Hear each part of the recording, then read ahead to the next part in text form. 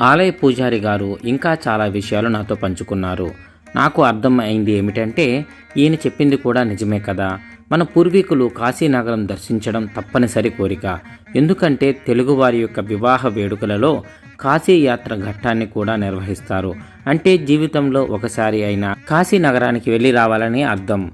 అలాగే మన పూర్వీకులు కాశీనగరాన్ని ఎంతోమంది దర్శనం చేసుకుని ఉన్నా వీరు ఎవరూ వారాహీదేవి గురించి ప్రస్తావన తీసుకురాలేదు. ఎందుకంటే ఈ దేవత ఆరాధన వల్ల కావచ్చు, లేదా వారాహిదేవి కొన్ని క్షేత్రాలకే పరిమితం అయి ఉండవచ్చు, లేదా గుప్త తాంత్రిక ఉగ్రదేవత అయి ఉండవచ్చు.